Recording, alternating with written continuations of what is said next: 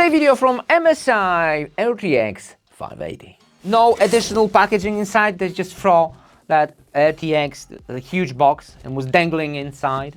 MSI, come on. Ventus OC edition, which means inexpensive. Ta-da! Accessories, a stand, and a cable. Satisfaction. Wait a minute, there's something under it. European Union regulatory noticed and manual. A bit confused why the previous one was so huge and this one is like half, less than a half, size-wise. Has all kinds of ports, 3 display ports, 1 HDMI, just 2 instead of 3 or 4. Very thin, light. You really don't need that. You don't. And the back. Holes for the extra stand if you wanted to, but you really don't need it. It's not so heavy at all. 380 from MSI, that's 1365, 1081. It's tiny in the system, and because it's so small, I think it could be a noise deal breaker. What does that mean? It means that it will need to spin those fans all the time. It won't go to the passive mode. Well, I'm like 10 minutes in the desktop already and it's still spinning. Let me show you. Sound.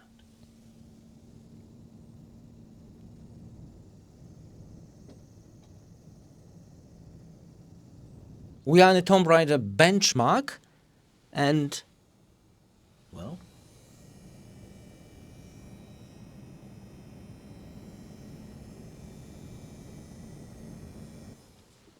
mostly I hear that buzzing electronic sound. It's not very loud, but it is higher than the fans itself. And fans are very quiet, extremely quiet, even when they're spinning so hard. As you can see, everything is maxed out. DLSS 4, maximum settings, motion blur is turned off, and some grain, we don't need that.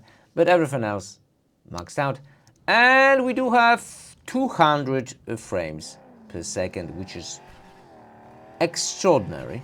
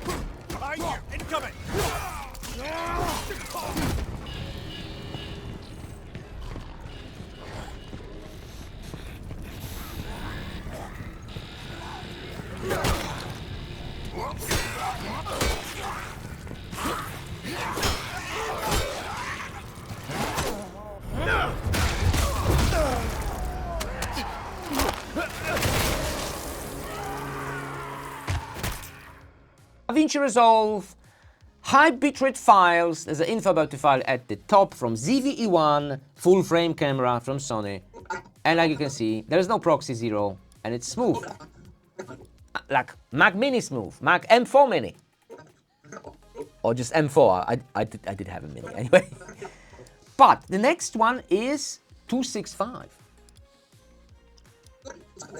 And that is not smooth at all. 265, look at it, 265 10-bit. Jittery, not smooth. And the next one is 264, basically the same codec.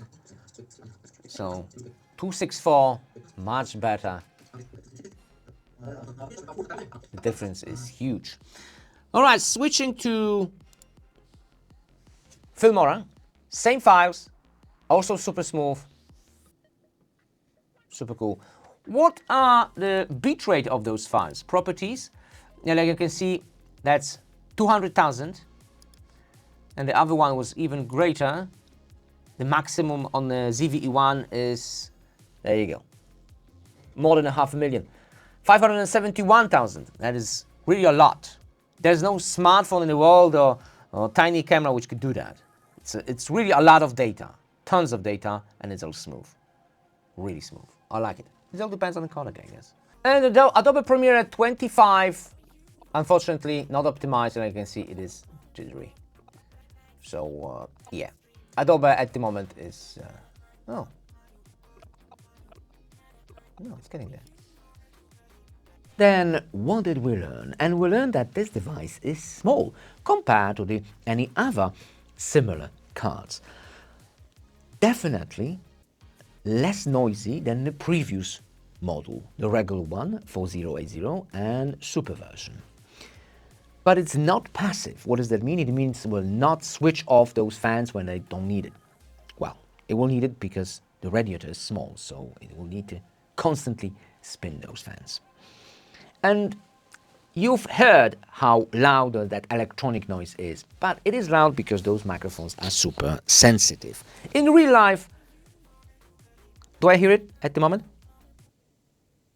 I think I do, barely, but just tiny sound.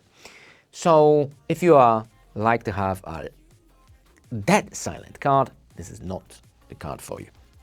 Anyway, crazy powerful, but I think without the DLSS, the previous model was faster. Because I've got on Cyberpunk like 10 to 15 frames per second when everything was maxed out. With this one I got 1, so. But it was a different patch, different, well, these days games has all kinds of updates and stuff, so maybe I don't have the previous model to compare at the moment, so there you go. I think it's super cool. Well, less expensive. I have to pay like way beyond MSRP for that card, but these days, well, you'll be lucky if you even get one of those. Anyway, I will not put link in the description because you won't be able to buy it anyway. Yeah, see you next video.